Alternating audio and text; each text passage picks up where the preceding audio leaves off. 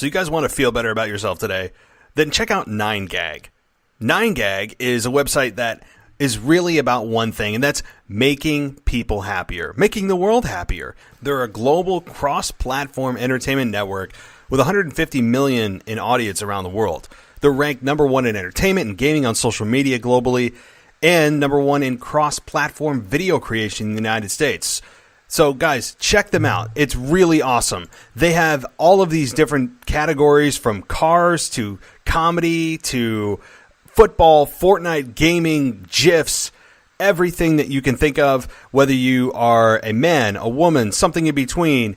It doesn't matter. This website will make you feel better about yourself, and of course, it is family friendly. It does not have any offensive or demeaning content. It is really one of the better websites that I've seen in quite a while that delivers on what they promise, and that is to make people happier, and that's exactly what this site does. There's also an app on the App Store for Apple or Google, so check them out there at 9gag. So go to the Apple iTunes Store, the App Store, or Google Play Store and search 9gag. That's the number 9 and then gag, G-A-G, or go to the website, 9gag.com. That's 9, the number 9, G-A-G.com. Trust me, within a minute of being there, you'll feel better about yourself, better about your day. It's a great way to disconnect from your work, and you will not regret it. So check out 9gag.com.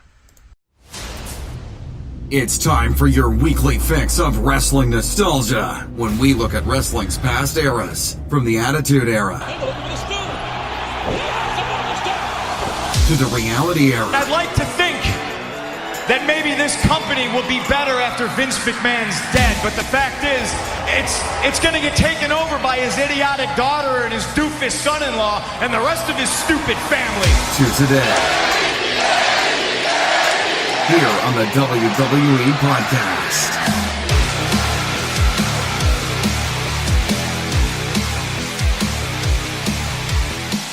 Welcome to the WWE Podcast. Thank you for joining me. It is Sunday, June 2nd, 2019.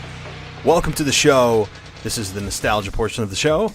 And today, as you may have guessed by the title, we're going to be discussing the top 5 moments of the Attitude Era. Obviously a very, very subjective subject, but one in which I think many of you can relate.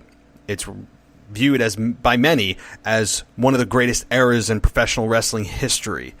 And I know personally I have a lot of memories from that time. It was the era that grabbed me as a young teen into my late teens, 20s, and now into my 30s now. And I continue to go back and look at YouTube and relive those moments, because while not all amazing and great, as we all like to look back on, it had some of the most historic, game-changing moments in history. It was an all-star lineup, and there's so much to get to. So a very, very subjective, of course, top 5 list. But I'm going to get to it in just a couple of minutes. But first, I want to, again, thank you, everybody, for those of you who are interested or were interested in becoming co-hosts of the show. I know everybody did not get selected, and that's not the fun part of this, but I thank everybody who's ever been on this show. I've never disliked a single co-host that I've had ever, and I really mean that. I haven't. And the choice to select 3 out of, I don't even know how many we had, probably upwards of 15 to 20, on top of the people who have never been on the show and people who have and just never asked and didn't officially ask to be a co-host and all of that. I've never really disliked anybody who was on this show. I think we all had good chemistry. It's always fun when you have somebody who has a passion that is equal to yours. And so I thank everybody. As far as the 3 new co-hosts, what's going to happen is there's going to be a rotating schedule of those 3 co-hosts. Every Thursday, I will be bringing that person on, and every 3rd week, they'll be on again. So if you like them, great. Hopefully most of you do, because you're going to be hearing a lot of them, a lot of me. I figured that it was not in the best interest of the show to just have a single co-host. I mean, at least at this time, I think that it is better to diversify and give you guys a little bit more of a different voice every week rather than just myself and one other person. It may eventually morph into that. I've had people comment and ask me and DM me, hey, I would like you to just select one person, and I hear you, I get it. However, the majority have spoken, and the majority of the people who have listened to the show did want a rotating cast, and that is what's going to take place. So I tweeted out the people who are going to be doing this with me, and that is Ashley, Mary, and Anthony. So you guys were the lucky three, and I thank you very much. It was, again, not a decision just made by myself, so it was a decision made by people who emailed me with their input, DM me, really just all forms of social media. I got a lot of input on who they liked and who they wanted to bring on the show in a permanent way. So thank you, everybody who was interested. It was not easy, but I think that ultimately this show is going to be better for it. And for those of you who like my solo shows, as is the case today, I know I said I was going to bring a guest on, but man, I was traveling all day. I've been in the car for 6 hours today, and I didn't. It was a family function, and I was still trying to figure out who and tally all the final votes, if you will, and let the people know that they were going to be selected to become co-hosts of the show, and getting that schedule set up. A calendar will be going out to them, all that kind of stuff. So this is a solo show, but Sundays will be my solo shows. So those of you who like my just me shows, you get just me on Sundays. So no worries. I'm trying to appease the majority rather than just picking one thing and hoping everybody likes it. I'm trying to do multiple things here, and hopefully I don't get my plate too full. But one more thing on the housekeeping front is my website. It's going to be taking a little bit longer than expected, probably another couple of weeks. So out of my hands, the only thing that left my hands for this was money to get it done. And that is going to be happening in the next couple of weeks. But hey, if it takes longer and it's done right and it's awesome, I don't care. So I know it was supposed to be originally done this week, but no worries. It'll be done in the next couple of weeks. Minor delay, but I think it's going to be all worth it once we get to the finished product. So it's going to be a blast. I'm looking forward to that total revamp because it's about time I get a website that's worth looking at. It's been a little bit embarrassing for a while, but it's also not cheap, and I don't understand code that well. I'm not a coder. I can design, but I don't know the if-then statements and the parentheses and all of that computer language. I really don't. I mean, that's not me. So I contracted that one out, and it should be up and running in the next few weeks. All right, so let's just get right to it. Let's get to it, and that is the number 5 moment of the Attitude Era, and that was The Rock and Mankind. Rock, This Is Your Life. This happened on September 27th, 1999, and is still the highest rated segment of any professional wrestling broadcast ever.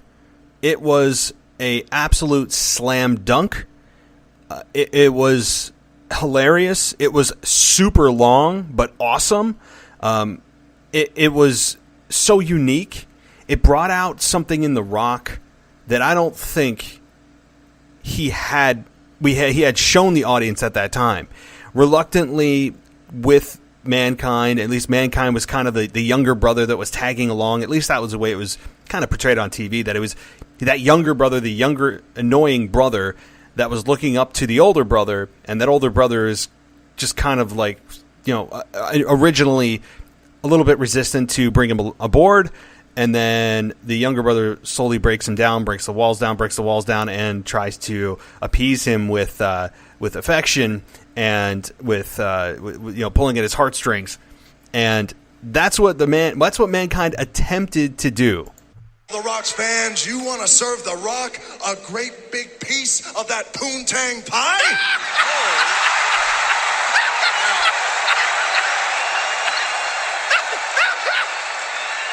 What kind of pie was that? I don't know. Whatever it was, I'm sure she'd be willing to serve it to him. Piping hot.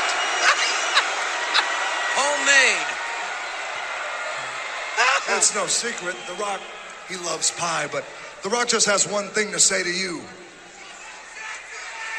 Poontang your ass on out of here.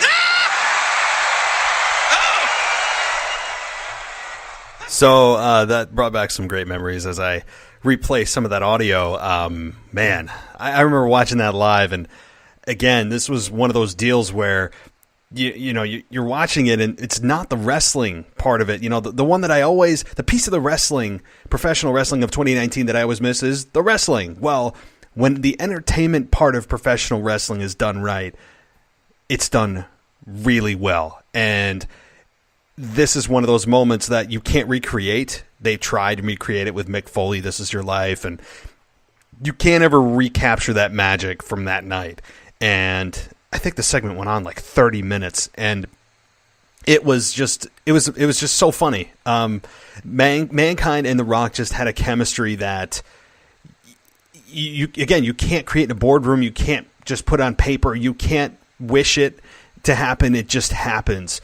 And obviously, I mean, The Rock had his former girlfriend, which he just spoke to. He had his former coach, his former grade school teacher. I mean, it just went on, and everything was just done so well. And I see, I can absolutely see why this was one of the highest rated segments of the Attitude Era in professional wrestling ever.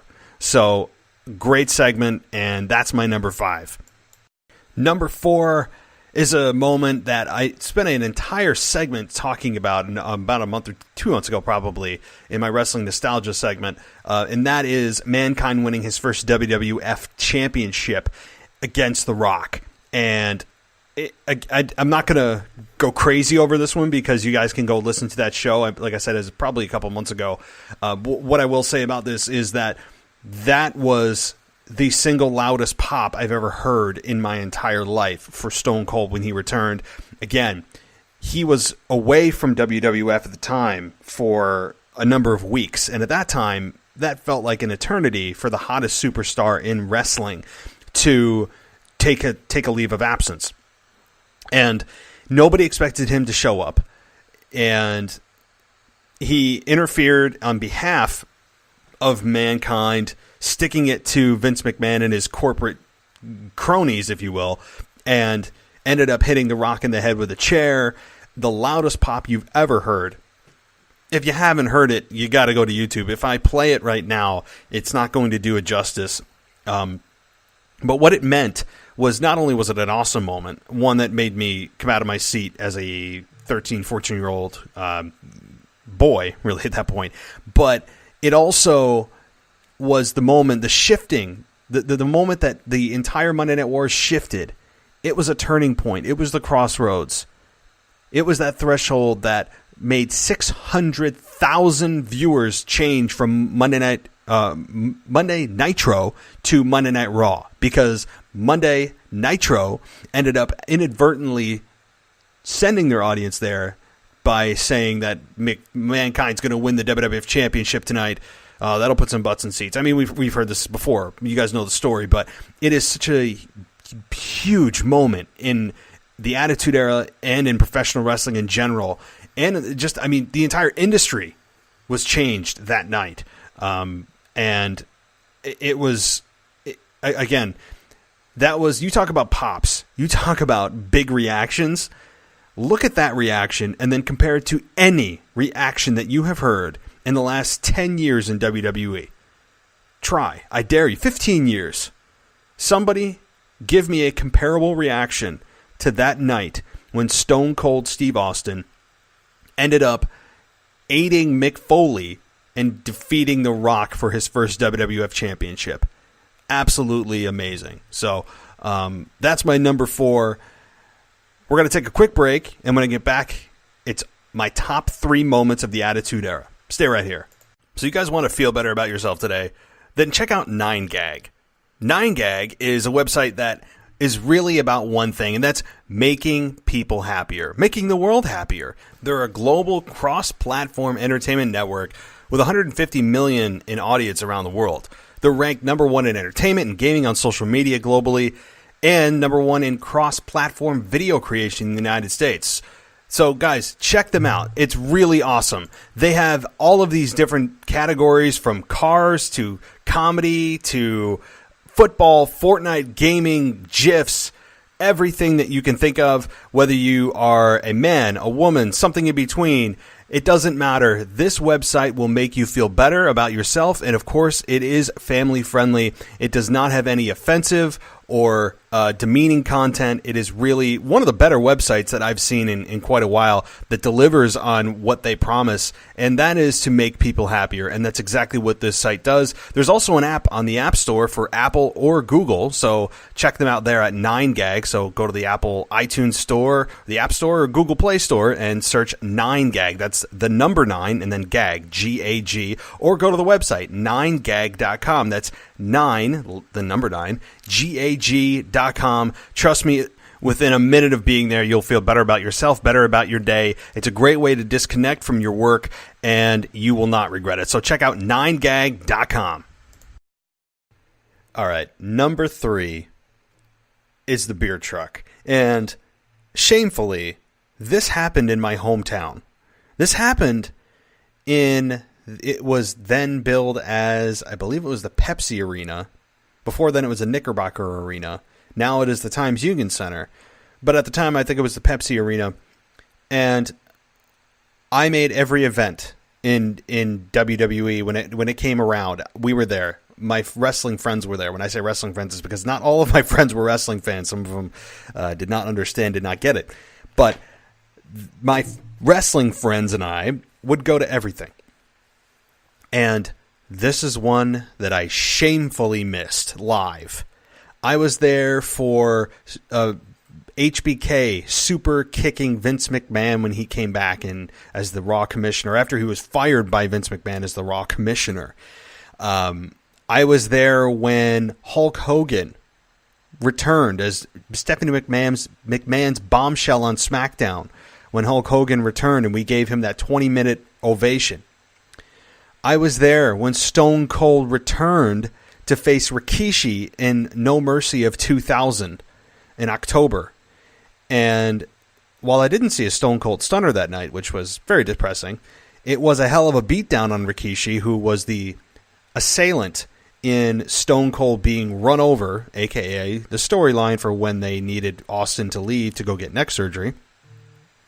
And that is just a shameful part of my life. Just shame. And I don't know why I didn't go to this. I really honestly can't remember. I'm thinking either I was bogged down by homework at the time. I mean, you got to remember, I was probably a freshman in high school at this time. And either my parents couldn't drive me, I can't remember, but I didn't go. And I'm very sad about it. Nonetheless, I experienced it the way the majority of fans experienced it, and that was via the USA Network.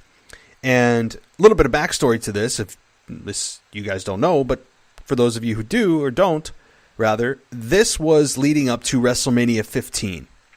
The Rock versus Stone Cold Steve Austin for the very first time.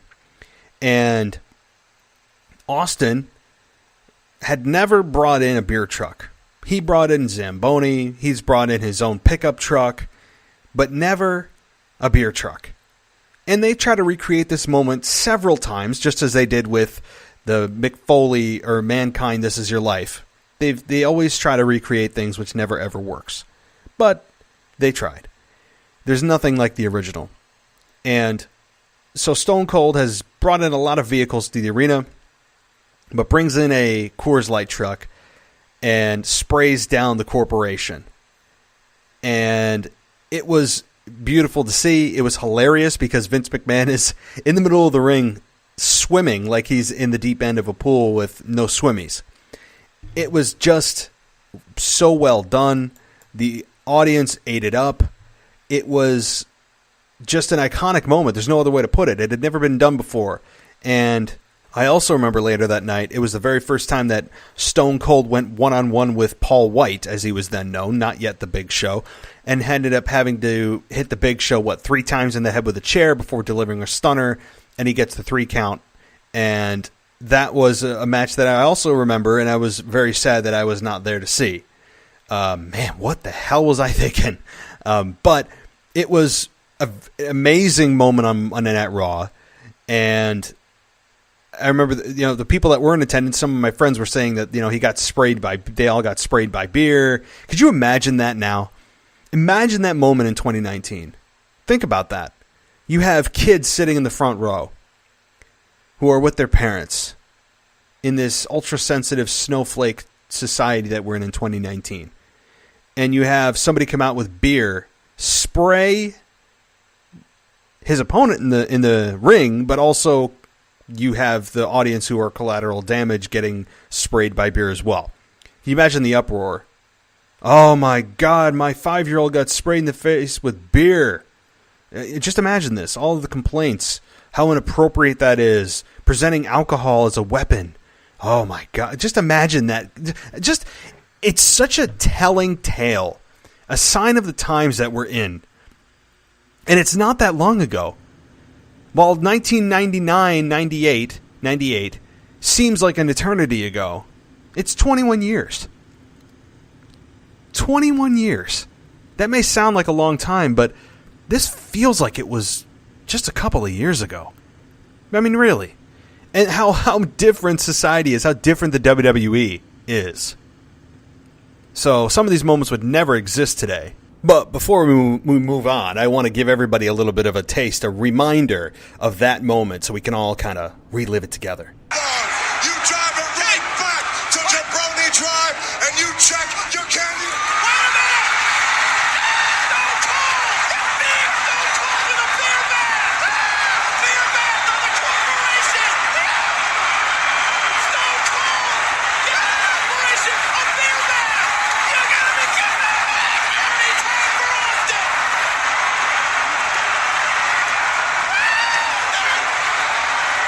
Get down to Mr. McMahon and beer! Stone Cold Steve Austin! A determined Stone Cold! Stone Cold is ready for WrestleMania! Nothing like the good times, right? Nothing like the good times. You just get right into it, man. You just get right into it. You get lost. That's called getting lost in time. All right, let's move on to number 2. And number 2 has to be Mick Foley falling off the cell in '98. Not a topic that it's not beat to death. I understand that. This is the topic that everybody has killed, buried, resurrected, killed again, and it is now the undead, if you will. And I understand that, but this is a moment that you can't ignore because it was so monumental at the time to have Mick Foley do what he did. The danger he put himself in. The visual. The aftermath of what that meant to WWE. All of it. And, well, without me describing it, let me give you a little bit of audio. Don't get him over here where we are. What's going to happen here? Undertaker fighting back. He's fighting back. They're right above us, folks. And I don't like it a damn bit. Oh, my God. Look out. Oh, man! Look out already! Look out already! They killed him! Oh, my God. That's not a spare witness! He is broken in half! Now, how can I give you guys audio without the most famous call of the Attitude Era? One of the biggest memes ever produced from Jim Ross's voice of, good God Almighty, they've killed him. As God is my witness, he's broken in half. Amazing. It's absolutely amazing. I mean, seeing that, and actually, to be honest with you, I believe that when I did see this first, it wasn't live. And the reason it wasn't live is because I used to watch Scramble Vision. I wasn't able to order every pay-per-view because it was like $30-40, and my parents were saying, oh, you don't need to watch that crap, all that, I had to deal with that. So I could get a very scrambled version of it in my room that, the picture kind of comes in and out, and it's a little bit scrambled. You can see what was going on, but the audio was perfect. The audio was crystal clear.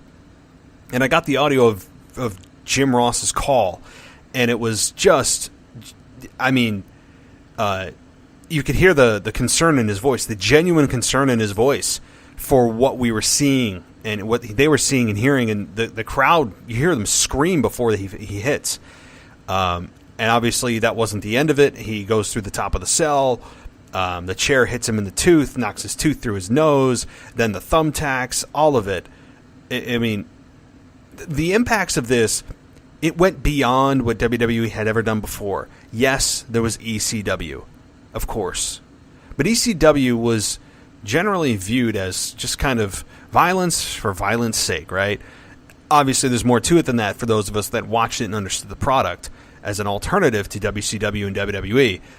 But this event that happened in WWE was unprecedented. And it wasn't just violence for violence sake. It was taking it to a level that, number one, WWE had never seen. And to that extent, neither had ECW. Yeah, there were thumbtacks in ECW. Yeah, there were barbed wire. There was barbed wire. There was flaming tables. There was people jumping off of the ring apron through people, through tables that were on fire with thumbtacks. But the magnitude of that initial bump was nothing that I've ever seen in ECW, in any other promotion to this date, and rightfully so, because that is putting the performers at risk. Regardless of whether they want to or not, that is a huge liability for the company. But it was a bump none of us will ever forget, ever. Jim Ross is reminded of this daily. He's made a fortune off of selling T-shirts that sell that, and good for him. Good for him. But it's a moment that will live forever in the annals of WWE. It changed the game. Vince McMahon, I remember watching a documentary of Vince McMahon talking about that match and saying, that Mick Foley had a twinkle in his eye that night and that he wanted to do something big. And that after Vince saw that, he said, no, Mick, never again. And Mick Foley slowed down big time after that match. He may be superhuman, but he's not immortal. His body did eventually break down. Obviously, he's having tons of issues, medical issues now with walking and all that. I mean, look at the abuse he put on himself. And not just with that match, but that match probably took 10 years off his life, or 10 years off his mobility, right in a 30-minute span. Incredible stuff. And it wasn't just violence for violence sake. It was a story they were telling. That The Undertaker, people often forget this. The Undertaker here was the beneficiary as well, because he was portrayed as the sick SOB that did this to Mankind, obviously, even though we all know it was, of course, checked by Mick Foley first, and really Mick's idea. But you, in WWE, use this moving forward in The Undertaker's storylines and his character development, saying, look what he did to Mick. If he's willing to do that to Mick Foley, what's he going to do to Stone Cold Steve Austin, or whatever. There was a lot that they built from that, and good for Mick, good for Taker. That's what you do. So that was just a crazy moment. One that even today is, when you look at that, is just crazy to think about that somebody would put themselves through that, and that any normal man that's mortal could sustain those injuries. I mean, you look at the list of injuries that he had after that match. It was a bruised kidney, separated shoulder, lost tooth, concussion. I mean, just so much. And he was able to climb back up after. I mean, it's just amazing. So, all right, that's my number 2. Let's get to the number 1 moment in the Attitude Era, as presented by me, the host of the WWE podcast. I appreciate the fact that you and the World Wrestling Federation care. And I also appreciate the fact that, hell, you can kiss my ass.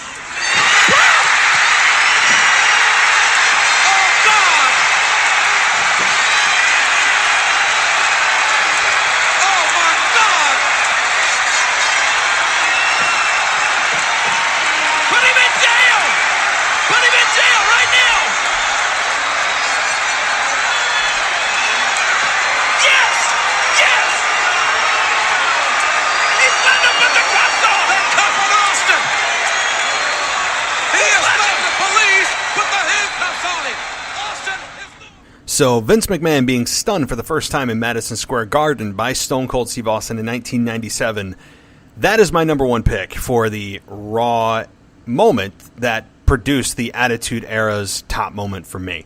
And I think it's with a good argument, too, because, yes, Vince McMahon was the owner of the company. But here's the kicker. No one at the time, at least in the public's eye, the vast majority of the public's eye, didn't know that Vince McMahon was the owner of the World Wrestling Federation until he made it public. So prior to this, Vince McMahon or Stone Cold Steve Austin was going on a tear, really found himself as Stone Cold.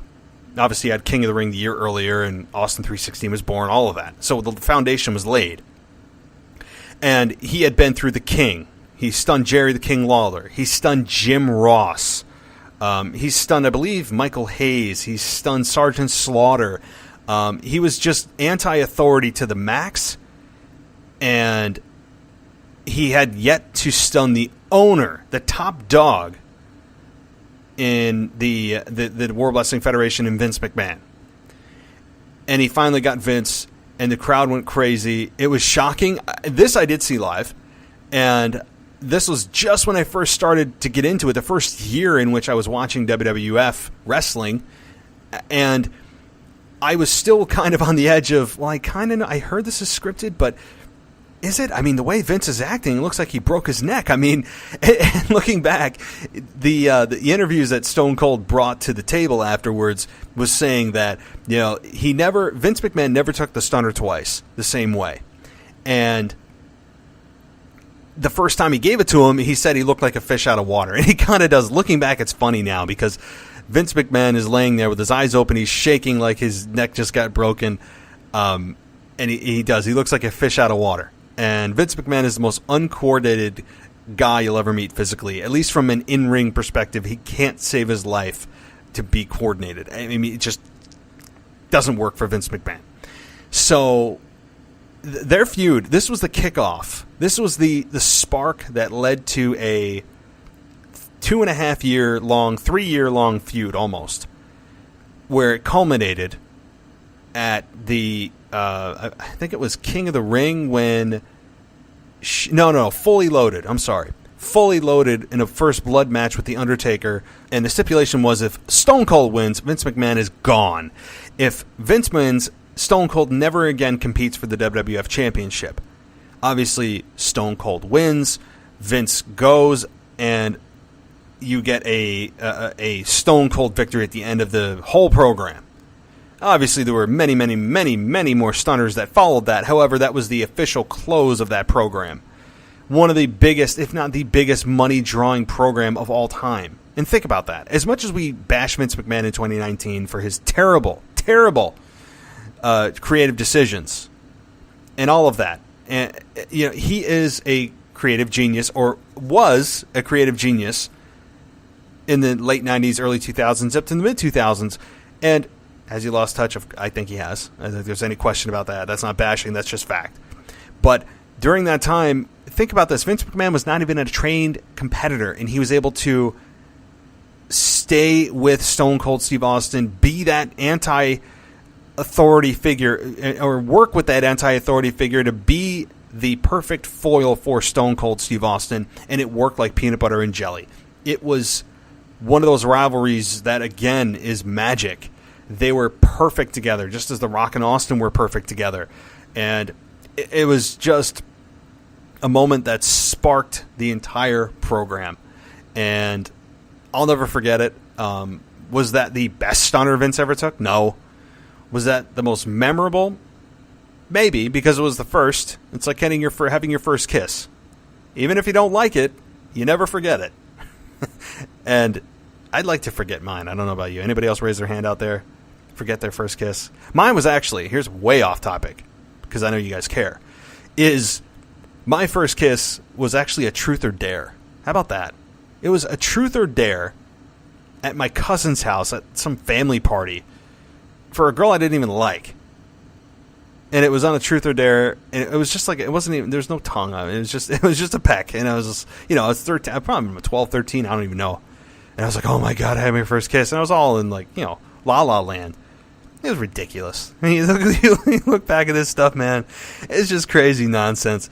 It's craziness. Maybe I'll do like a spin-off show on my life. That one, I will tell you, will not be family friendly and will not be PG. Maybe I'll do a spin-off of like, you know, I don't even know what, because it could raise a lot of eyebrows and ruffle a lot of feathers if I share some stories of my life. But anyway, boy, I get off topic really quickly. So that's what I had for you guys today in terms of wrestling. And in terms of the current product, guys, The Undertaker returns to Monday Night Raw this week to inevitably give a quick promo and build to the Goldberg match he has at Super Showdown this Friday. Don't forget, Friday is the pay-per-view date in Saudi Arabia. Contrary to what WWE is not providing you or not telling you, it is in Saudi Arabia. I can promise you that.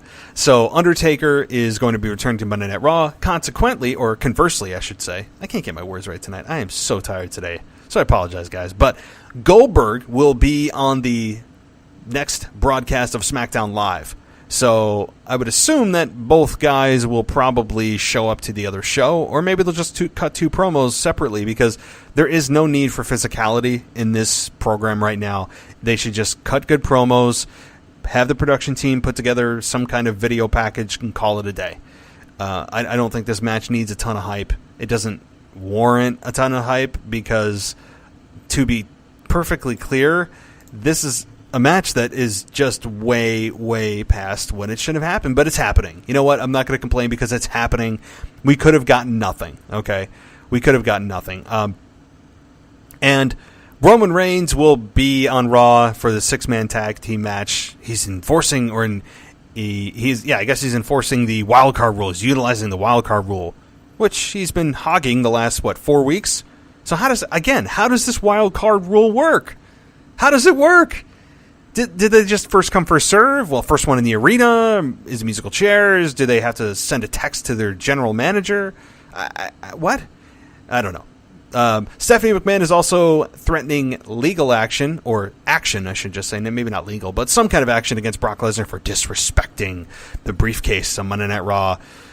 So that's an interesting deal there. I don't know where they're going. Clearly something is starting at that point.